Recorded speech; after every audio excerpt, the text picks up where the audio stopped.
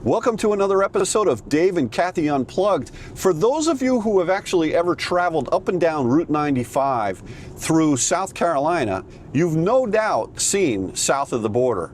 But what is this place? What's the history of it? Why is it there? And what's happening to it with the competition from Buc-ee's just down the road a piece? Well, today is your lucky day because I'm going to be exploring south of the border, the history of it, and also what's going on. I may even go into the Reptile Museum or the Reptile Display, which I've always wanted to do. I've actually heard it's one of the largest indoor reptile displays in the country. So stick with me. This one, Kathy's not going to be in because she's probably angry with her right now being at south of the border. But I have a soft spot in my heart for Pedro. I kind of feel bad because Buc-ee's the new sheriff in town. He's moved in and he's kind of making Pedro feel like he's from the 1950s, which he kind of is, or the 60s. So let's get into this and explore south of the border, just south of the North Carolina border.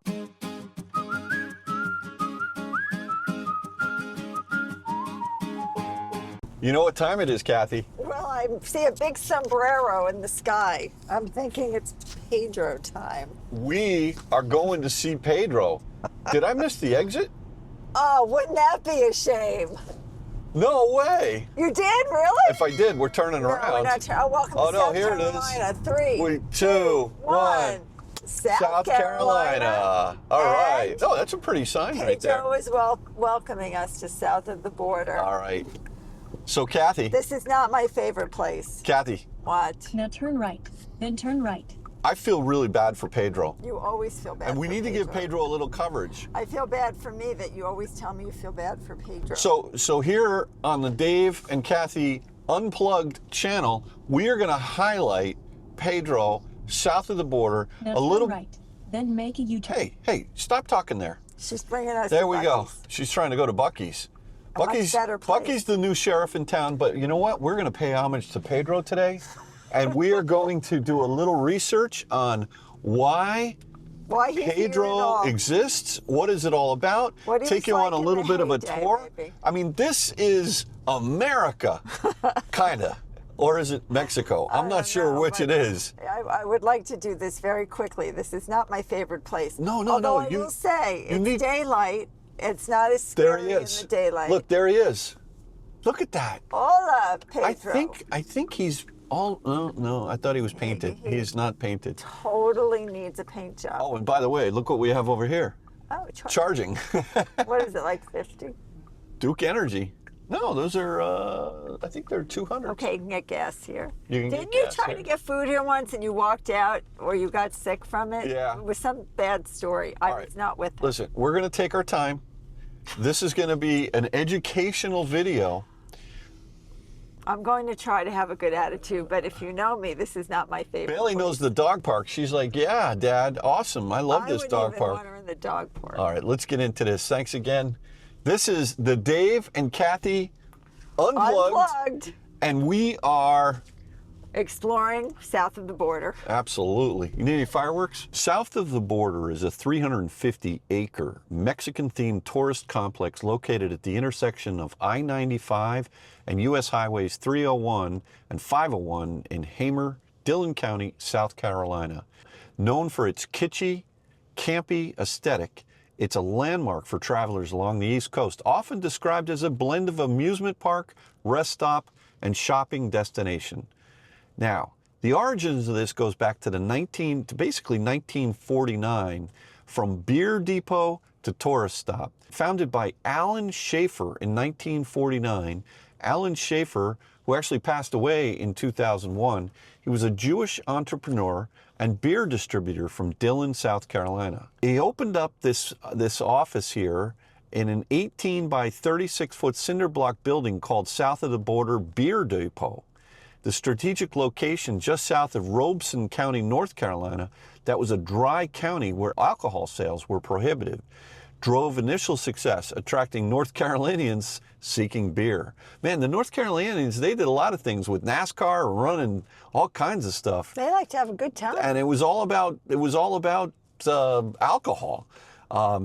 Schaefer Project south of the border, referring to its position relative to North Carolina. Schaefer adopted this as the business name south of the border. By 1950, Schaefer added a 10-seat grill, renaming the business South of the Border Drive-In.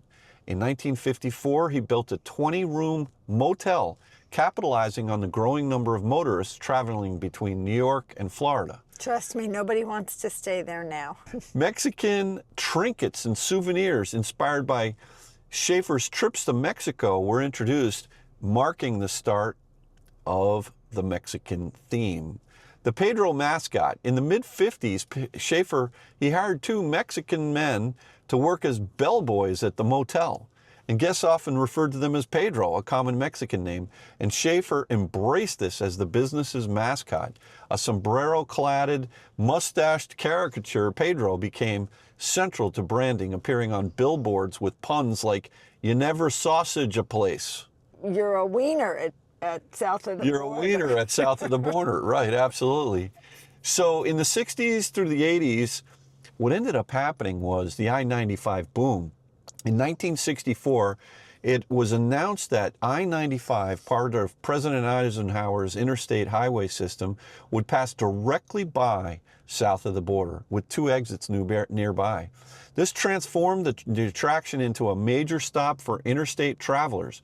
Schaefer expanded aggressively to cater to this new audience. By the mid-60s, the complex included a cocktail lounge, a gas station, a souvenir shop, a barber shop, a drugstore, a post office, an outdoor go-kart track.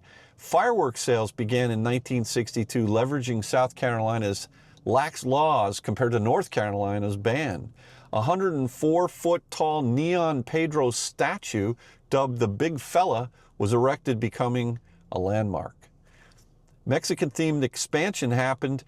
The Sombrero Tower, a 200-foot observation tower shaped like a sombrero, was built in the 1970s for $1.5 million, offering panoramic views. Oh, you can actually go up there? Oh, yeah, you and I are going up there. I'm not going up there. We're not? You know how rickety those stairs would be now? No, it cost $1.5 million. I'm sure it was built with very good quality. Have fun. I'm staying down here. Anyway, as you're going up and down 95, what do you see? The For sombrero. miles Oh, and all the miles, signs. all the billboards. Schaefer, he designed around 175 to 250 billboards, down from a peak of over 250, stretching from Virginia to Florida, featuring Pedro's puns and countdowns to the attraction. These signs, some with 3D elements, became iconic, but also kind of controversial for perpetuating Mexican stereotypes. Alan Schaefer, he passed away unfortunately in 2001. South of the border, it spanned 350 acres with a 300-room motel, campground, 6 restaurants, 14 gift shops, a convention center, Pedroland amusement park, indoor miniature golf, 2 fireworks stores, and the Reptile Lagoon, which opened in 2010, which is the largest indoor reptile exhibit in the entire United States. This place employed up to 700 people, making it Dillon County's largest employer at its peak. So this is an incredibly, lot of history here, and it's kind of a weird place. Definitely past its heyday. It's definitely past its heyday. You know, his family, including his grandson, Ryan Schaefer, has continued the operations. The attraction has maintained its campy charm, but it's seen some. That's one way to Well, I put mean, it. look, you know, it's seen by some as it passed its prime, you know, with closures of certain rides. Oh, the Sombrero Tower during the pandemic was closed. I don't know why, and a slightly faded aesthetic. Slightly. As of 2025, south of the border remains a popular stop, offering a motel, RV park, restaurants, example, the Sombrero Room and the Hot Tamale Diner, gift shops, fireworks stores, and the Reptile Lagoon.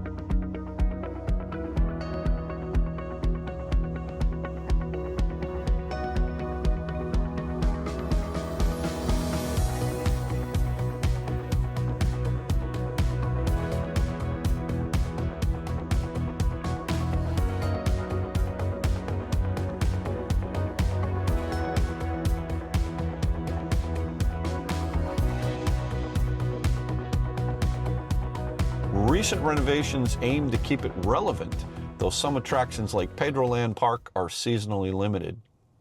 So the challenge here is that right down the road, about 25 miles, Is Buc-ee's. is Buc-ee's. Which isn't an amusement park. No. It's something totally different. It's very different. And I can see how back in the 60s and the 70s, this was probably an amazing place to come.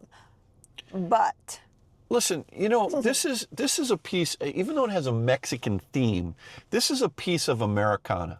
And it really reflects the entrepreneurial spirit of Alan Schaefer. I agree. I mean, the with guy, that. he had Well, a, and he was highly successful. he had a beer store, right? And think about what he leveraged it into. He built it into this giant 350-acre complex that pretty much everyone knows. When you go, oh, did Everybody you? knows And south of the remember the border. bumper stickers when we were But kids? wasn't this the place everybody used to come to get their fireworks? Yeah. Yeah. Well, that South was a big Carolina, deal. yeah. You would pick them up on your way back from Florida, and you would get the bumper sticker that would say south of the border. That's right. What the border they're talking about is North Carolina, Right.